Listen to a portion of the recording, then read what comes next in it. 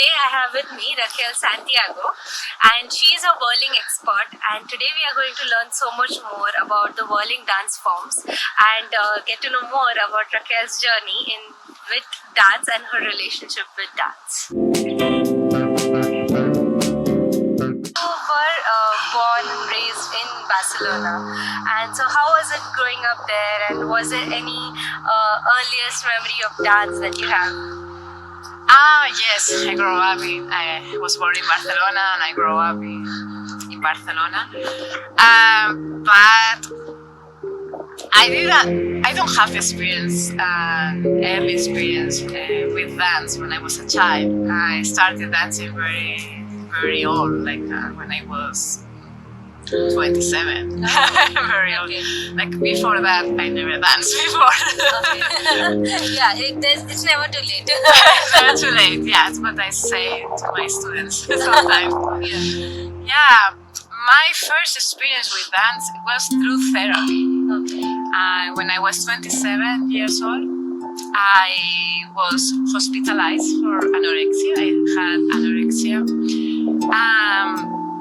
And then I started doing all kind of therapies, and then through therapy I discovered my body, my connection with my body, and also dance. I did dance movement therapy, and I did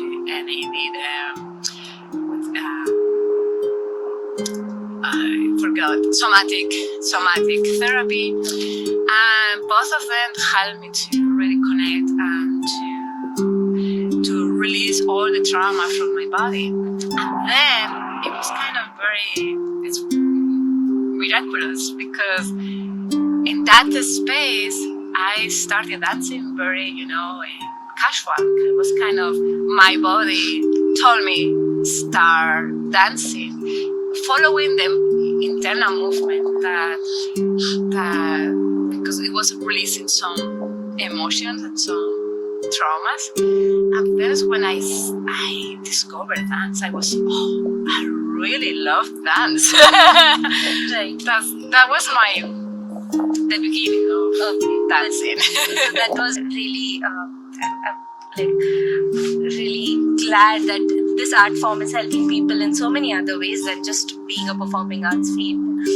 And so was that whirling that you had done that time which helped you recover from your state of mind?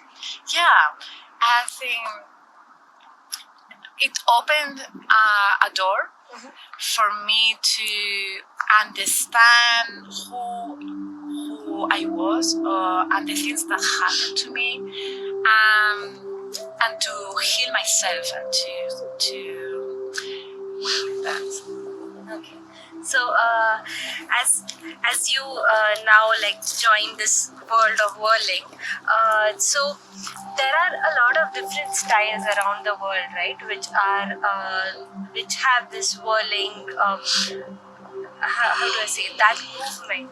So, which particular style was it? Any specific style, or was it your teacher's own style? Yeah, the main inspirations on the Sufi style, like this is maybe the main whirling dance. That is Turkey and all Central Asia, like Afghanistan, all the Persia, Iran, Iraq. Also, you can find North of Africa, in Egypt, but also there are more. You can find whirling dances all around the world. You can find Tibet. You can find also in India, Kalbelia dance. This movement. I think the whirling dance, all kind of circle dances, is very ancestral. Like the energy of moving in circles is kind of humans trying to connect with the cosmology, Like the earth is going in circles, and all the planets and the galaxies the movement is always in the spirals, And this is the basic movement. This is a ancestral movement, no? But the Sufis, they develop their own practice, like their medicine, no? It's very Rumi is very famous because he started the whirling dance, as they call it. There are different orders. The famous one is the Melevi order, and they practice the Sema ceremony. It is inspiring the Sufis, but I'm not a Sufi person. I think I took the inspiration from them, but then I developed my own practice. I'm a Buddhist. I practice Buddhism, and I always have been very curious about other spiritualities, no? Through yoga, through meditation, through the Buddhism, through the Sufis, and I just try to find the connections. Find the connection and how to bring all the nectar of the different kinds of spiritualities into the alchemy spinning. Okay. Have you ever got a chance to visit and see those performances? It would be wrong to say the performance, but them doing their practice. I have never been in Turkey. That's my wish. I wish someday. Right. Yeah, my first experience with dervishes was in Barcelona, like a very, very long time ago. I think maybe 20 years ago. I went to a performance that was performed by dervishes from Turkey, and they had their own musicians, Sufi musicians, and I was there. That was before, dancing, and I remember I didn't have any experience with meditation, with anything. I was totally raw, and I was there I didn't know. So I think my friend she took me there, and I was there I didn't know anything about the dervishes. I was there. And I was, oh my goodness, I was in a kind of trance. It was kind of, wow, this movement is taking me to I don't know where. It was so transcendent. Yeah, transcendent. That was I remember my first experience, my first contact with Sufis. Right. You always find these dots connecting you to the, as you mentioned, that a lot of the movements are ancestral and they take you to this meditative space. So, what is it the connection between these movements and how our mind and brain processes these? The whirling dance is a meditation. It's a meditation dance, and I call it a super mindfulness meditation because I think that the whirling meditation is kind of even more profound than regular meditation. That's what it was meant to be the whirling dance. The Sufis, for Sufis, they will. It's kind of coming back to the heart, and that means that it's coming back to the uncertainty, to the vulnerability of not knowing, and then through the dance, what they are trying is to connect with truth. What is truth? The universe, God.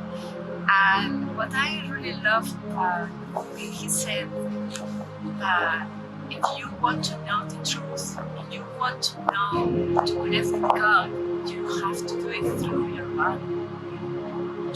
You cannot know the truth of God without your mind. And that's for me like yes, that's it. And then in the regular meditation, you sit and you try to concentrate, you follow your breath, you try to connect with your body, but then 5 seconds later you are thinking, you are away, thinking of the future, thinking about the things you have to do, and then you are out. You're not in the center, you're not present. And then 20 minutes later, sometime or 5 minutes later, you realize, oh, Yeah, I'm out. But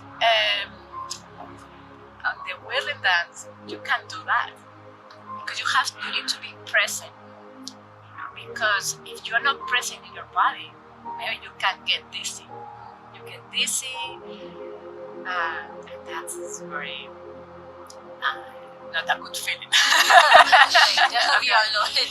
And then it means that the practice and requires to be present all the time, to be right here, no? And that's for me, that's what is very helpful, and that's kind of very, it creates a super mindfulness mind. Yes. And the movement of the whirling, I think, first, our body is also made in circles and spirals. We have the DNA, we have the chakras, the energy is coming all in circles and around. I think the most natural movement for our bodies is the circle and the spiral. And when you connect your body to this movement, I think you are bringing not only you are bringing the both hemispheres together, no? in a space of expanded consciousness. So, as you were telling the parallels between a meditation when we do sit-down meditation versus like when we are whirling. So, is there any moment that, like, from your practice, where you felt like this is it, like this, as you mentioned, transcendental experience? So, did you ever like that one first moment when you felt like a difference? Every practice is different. No? It's kind of like meditation. No? When you practice yoga, no? Like the other days, like, oh wow, you are into that. Other days are harder, no? And every practice is different. But I have had so many moments that were, oh my goodness, this is beyond spectacular. Yeah. Like I had so many feelings and like what is the word? Like feedbacks from my body, from my mind, and I had so many brilliant moments of connection. There was one day I had this experience. I remember I was whirling for an hour, and then I stopped whirling. I just rest, lay on the floor. I was perfectly fine. Like I didn't get dizzy. I was perfectly fine, and I left. I went to the street. I was in Barcelona. I went to get the bus, and then I was walking, and I realized that the ground, it was moving. It was moving kind of. I could feel like we think that we are quiet, we are not moving, but the earth right now is moving. We don't notice it, but it's moving now. But then I could feel the movement of the earth, and under my feet. But then I thought, oh, maybe you are dizzy, and I was no, I'm just walking straight. I'm fine, totally fine. But I just felt, everything moving. Kind of, I felt like a disconnection to the universe. Like, wow. So you were so sensitive, and you could sense that tiny bit of. Yeah. Amazing. Thank you for sharing that with us. And now that you have started your this journey on like sharing your experiences with others and teaching them, guiding them through their whirling journey, so tell us more about like Alchemy Spinning. Like, when did you start? Find a way to learn it, because it's hard if the only way if you want to learn whirling is through the sema ceremony. But it's hard to find one, and also it's kind of, it's a religious practice with the chants, the rituals, the prayers, and you have to, in a certain way, to practice their religion. And I wasn't into that. Even I respect and I love it. It was kind of how I can bring this medicine to me, not taking I didn't want to do all the rituals or the prayers or and that's when I started to develop the practice and bringing all the knowledge of different styles of dances and meditations. And that's when I started Alchemy Spinning. But I never had the intention to teach. It was my own practice. But then there was this woman that ran a dance school in Barcelona. It's more like a therapeutic dance. She asked me to teach her students the whirling, and I thought, I don't teach this. This is my practice. I don't know how to teach this. And then I kind of I have always had these kind of challenges in my life that someone pushed me to do something like this, teach. Yeah. I was okay. I need to figure out how to teach, and then I was kind of how to teach people. They don't know anything about whirling. They don't know anything about dance. They don't know how to breathe. They don't know anything about yoga, meditation.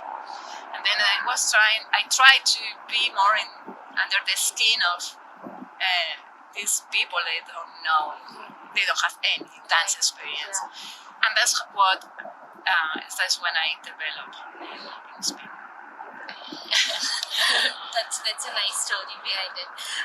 So now I've seen you have done, like, you have your own personal projects where you are finding the calm among the chaos, and where you're like spinning, taking your practice to the streets of many buzzing towns and cities, and like you're spinning there. So how is that experience? Like, does it feel any different from like when you're doing your practice in a calm environment among the nature, because it's more internal than an external practice? For me, it was how this medicine that can change you inside can be a benefit for outside, for others, for the planet. As when I think sometimes, now that we are living under emergency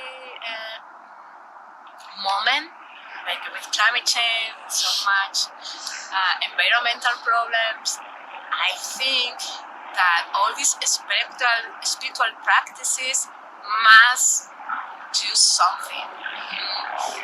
Instead of being inside, they need to go from inside to outside, kind of leading the changes and the transformation. And that's when I found that how this medicine about whirling can benefit others and the planet.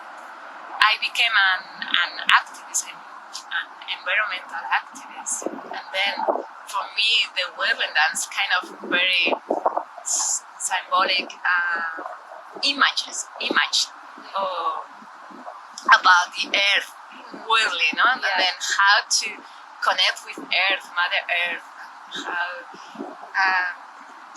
and then the plastic pollution. I started doing performances about plastic pollution, and I always brought the whirling into the performances. And the other one that you mentioned before, it was a experiment that I did in the cities. Yeah. I wanted to talk about how it is to be, in the chaos. You are in the city. You are surrendered by noise, cars, traffic, and the people, and also the energy of the people. Like they're busy, they are, under their own emotions. So much energy. How to find the center, the calm, and kind of the image is the hurricane. The hurricane has the center when you can find always calm. Yeah. And that's the idea of the whirling. How to find calm, how to find peace, how to find your center, your inner space, even you are in the middle of in a chaotic world. Right. So, how was your experience doing this experiment? How did the people on the streets react? Were there any? Because I think I was seeing one of your video on YouTube. I think it was in San Francisco that you were trying to whirl, and I saw that people were trying to touch you, stop you, and how did they react? It was people they were watching. For me, the most funny reaction was from San Francisco. I remember I was whirling, Embarcadero, Busy street. the busy street. During the lunchtime, was noon, and then there were people coming out from their offices, going to lunch. A lot of people, they never look. They were looking at always down and the phones. And the phone, they were la. And I was spinning here and they were la. And then I was kind of, what? This is I didn't expect but people was to stop and look at me, because that was an experiment with noise and the energy of the city. But I felt what is this world now? Where are we going? And people are, on their screens and on their phones, and they are not taking attention, and they're not present. Yeah, right. Exactly. Yeah, so I think thank you for sharing that with us, and I wish that you carry on your experiments and we get to see more of your work. As we come to the conclusion of this top segment of this interview, I have 2 questions that we ask all the artists on the Turn Up series. The first one would be, do you think dance diversity is important, and why do you think so? And I know you answered a part of this when you mentioned that you practiced with different dance styles, and they made you connect to different Raquels inside you. So do you want to add more to that? Yeah, I think when I started dancing, I was curious for many dance forms. I started with, I told you, Middle Eastern dance, African dance, Bhutto, Indian dance, and Gypsy. And all of them help me to connect with different aspects. And also, it's not only the language, it's very rich, every dance has their own language, but it's connected with their culture, with their, their country, their way to see life, the way to worship the universe, worship the God, worship the nature, worship everything. No? I think this is very, for me, rich. Yeah. And also, I always been interested in the music. It's like following the music, like I was always in love with different kind of music. I think dance diversity is really helps you to find maybe your own language, because I think when you are only with committed to one language, it's nice because you can have a deep technique and understanding, but sometimes to have more diversity helps you to open a big horizon of possibilities. And I don't know, it's like traveling. Yeah. When you travel, your mind expands in ways that if you live always in your own town, your mind is more narrow, no? Exactly. Yeah. I really like that analogy between traveling and dance. And my second question is, how would you define dance? For me, dance is,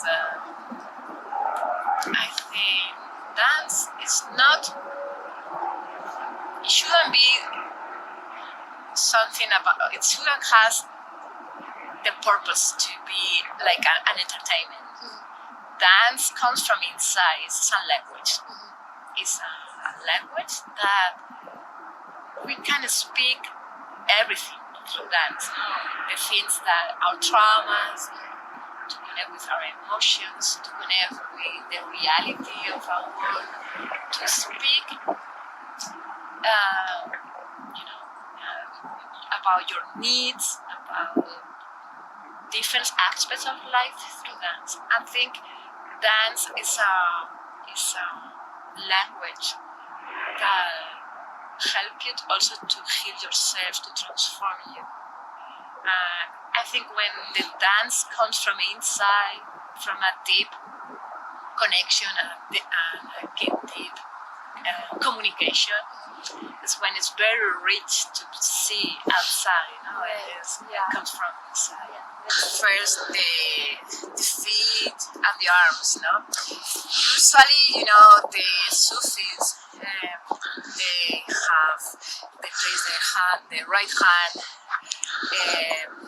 up, facing up, and the left hand facing down. That means that you are receiving the blessings from the universe with your right hand, and there you are giving them to the earth. That's the meaning. And then you are giving through your heart. It comes through you, but it's not for you. You are kind of a channel. You are receiving and you give.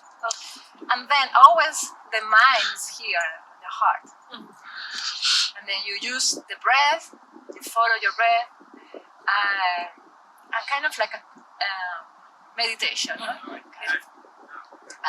going to do it very simple. And we turn to the left. I'm going to turn to the left.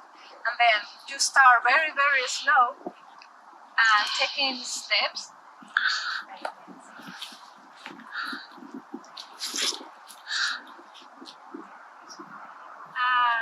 And then for beginners, I always give them a tip, just in order to focus their mind.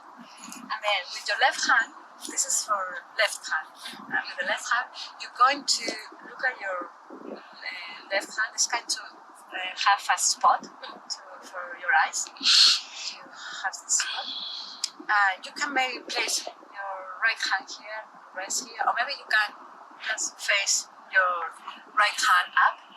You want to get this. And then you start spinning to the left, to your left. Yeah. So this is my left. This is your right hand, it's facing up, because you're receiving. And this is going to help your mind to be focused, to not get dizzy. Okay.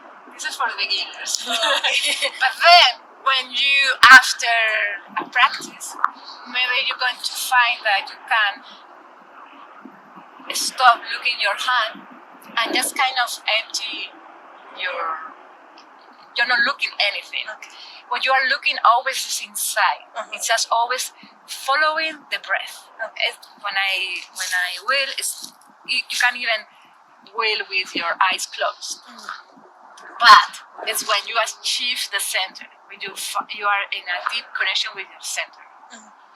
Okay? But for beginners, it's always like, okay, really helps. And then you can start going slow, very slow, to your left.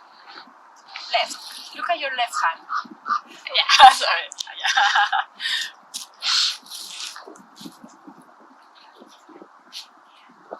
When you go slow, very slow. Usually there is the music. The music has a rhythm that helps you to focus the mind. And you start with the rhythm of the music, and also is the rhythm of your breath. I always teach a special breathing for the whirling, no? That you go slow, very slow, or you can look your hand. And then when you feel ready with the music, you can start going a little faster. But when you feel ready, it's not right. And all the time, following the breathing.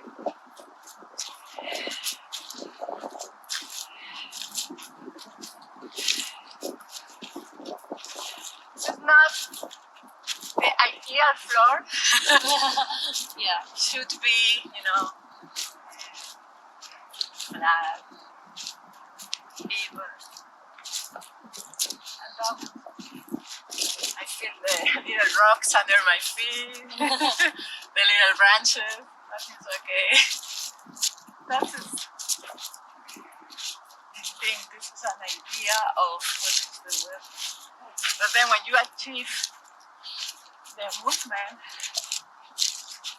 you can maybe start that. That's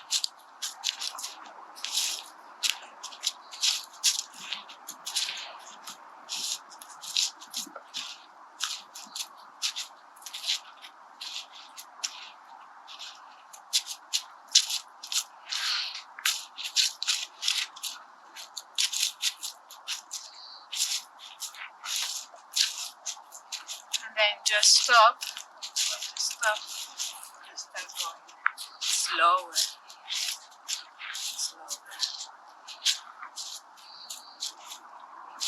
And then when you finish,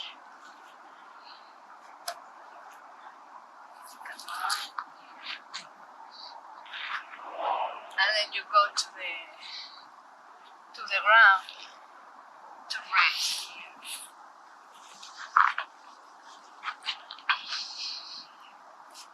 We always start with vows before the whirling, with vows and prayers, and kind of